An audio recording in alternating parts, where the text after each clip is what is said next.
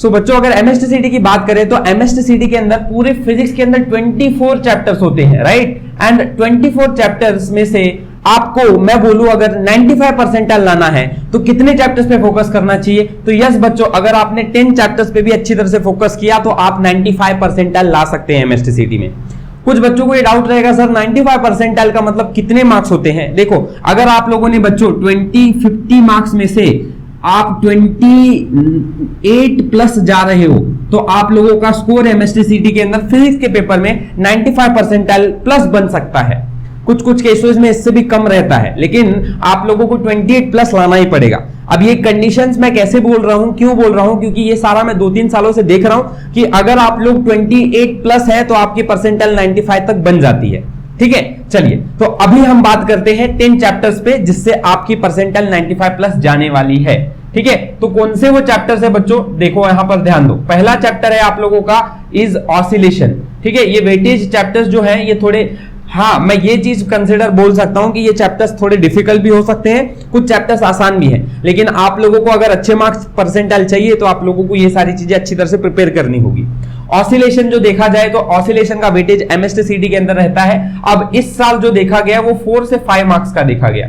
इस साल का मतलब 2023 के पेपर एनालिसिस करके, ये बुक के ऊपर मैंने एनालिसिस किया, ये पूरा पेपर आप लोगों का इस बुक से ही रेफरेंस लिया है। एंड यहां पर आप देख सकते होगे कि 4 से मैंने अंदर देखा कि हर शिफ्ट में कितने क्वेश्चंस पूछे गए। तो यहां आप लोगों को एनालिसिस है, ऑसिलेशन, अलग अलग चैप्टर्स का वेटेज जो है यहां पर आप लोगों को बताया गया था कि कितने मार्क्स के लिए आया था। इन द केस 4 से 5 मार्क्स का क्वेश्चन आपका ऑसिलेशन का आता रहता है। ठीक है, तो आप लोगों का 4 मार्क्स तो आप यहां से बोल सकते हो कि कंफर्म्ड आपको आएगा ये सवाल।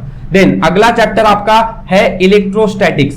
इलेक्ट्रोस्टैटिक्स अगर आप इसका वेटेज देखोगे एमएसटीसीटी में बच्चों तो आपको कम से कम 4 क्वेश्चन फिर से, है ना, 3 से 4 क्वेश्चन आराम से आपको मिल जाएंगे सीटी में, 3 से 4 क्वेश्चंस। ओके, ठीक है। थर्ड चैप्टर आपको जो प्रिपेयर करना चाहिए which is all about KTG, kinetic theory of gases. This considers has 3 marks in एमएसटीसीटी।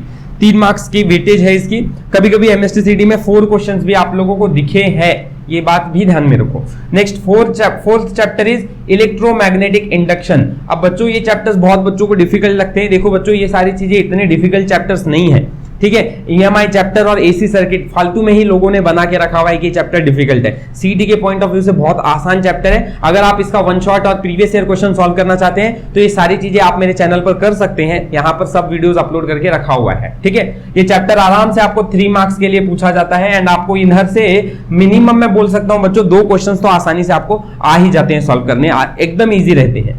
AC circuit, इसके बाद AC सर्किट का वेटेज भी एमएसटीसीटी में 3 मार्क्स का है, राइट, 3 मार्क्स का है। अगेन देन इसके बाद अगर बात करें तो superposition of wave, superposition of wave, ठीक है, पोजीशन ऑफ वेव, इसका वेटेज अगर देखा जाए तो 3 मार्क्स का है। और ये भी आपका चैप्टर, ये तो मैं बोलता हूं इजी चैप्टर है बच्चों। ठीक है, इजी चैप्टर है, वेरी इजी। नेक्स्ट इसके बाद आता है अपना ये जो KTG है, ये भी बहुत आसान है। अगर आपको डिफिकल्ट लगते हैं तो इन चैप्टर्स पे भी आप फोकस करोगे तो आप लोगों को अच्छे मार्क्स मिल सकते हैं यहां से। ठीक है, देन अगला आपका चैप्टर है सेवेंथ चैप्टर है आप लोगों का यहाँ पर is mechanical properties of fluid, MPOF।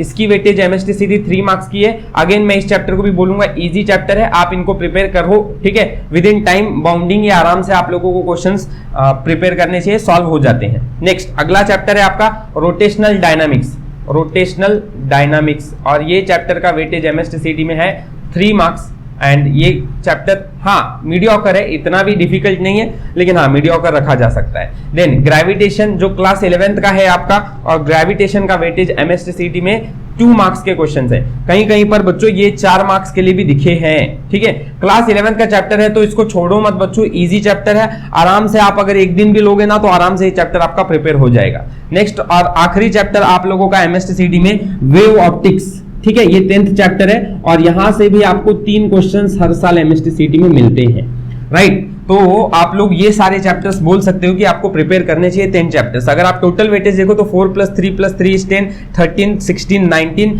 19 and 3 is 22, 22 + 3 is 25, 25, 26, 27, 28, 29, 30, total 30 marks आप लोगों के यहाँ पर इन 10 चैप्टर्स को प्रिपेयर करके हो जाते हैं। बाकी आपके बचे हुए चैप्टर्स जो है 14 चैप्टर्स में से, उन 14 चैप्टर से 20 क्वेश्चंस आते हैं। इधर से आप लोगों के हाई वेटेज चैप्टर्स हैं। अगर आप इजी चैप्टर्स करना चाहते हो तो मैं यहाँ पे आप लोगों को कुछ इजी चैप्टर्स की भी लिस्ट दे देता हूं। ऑलरेडी मैंने यहाँ पे आप लोगों को 1, 2, 3 और 4 चैप्टर्स इजी बताए हुए हैं। मैग्नेटिक मटेरियल को प्रिपेयर कर लो, ये आप लोगों को 1 से 2 मार्क्स एमएसटीसीडी में दे सकता है, क्वेश्चन पे डिपेंड करता है। Then dual nature of radiation and matter, इस चैप्टर को प्रिपेयर कर लो, ये भी आपको 2 मार्क्स आराम से दे देगा। कहीं कहीं पर 3 सवाल भी आपको एमएसटीसीडी में देखने को मिला है। ठीक है, तो ये कुछ चैप्टर्स है जहां पर आप और ध्यान देकर ये दोनों चैप्टर्स प्रिपेयर करके आप अपनी इजी चैप्टर्स के अंदर स्कोरिंग बढ़ा सकते हो। ठीक है, ऑलमोस्ट अगर आप देखो तो इजी चैप्टर्स से 3, 3, 6, 7, 8, 9 एंड 10, 11, 12, 13, 14, 15, 16, तो आपके 16 मार्क्स यहां से प्रिपेयर हो जाते हैं। राइट बच्चों, तो आप ऐसा काम करो कि यार इन चैप्टर्स पे आप अच्छी तरह से फोकस करो। अगर आपको डिफिकल्ट लगता है फिजिक्स तो इजी चैप्टर से ही शुरुआत करो। ये सारे के नोट्स और सारे के सारे आप लोगों के प्रीवियस ईयर क्वेश्चन सॉल्विंग और हमारा 1 शॉट वीडियो लेक्चर सब अपलोडेड हो रहा है और ऑलरेडी बहुत से चैप्टर्स के अपलोड हो चुके हैं। तो ये आप चीजें आप मेरे चैनल पर ध्यान से फिजिक्स के लिए देख सकते हो। थैंक यू फॉर वॉचिंग बच्चों, मिलते हैं अपने नेक्स्ट वीडियो के।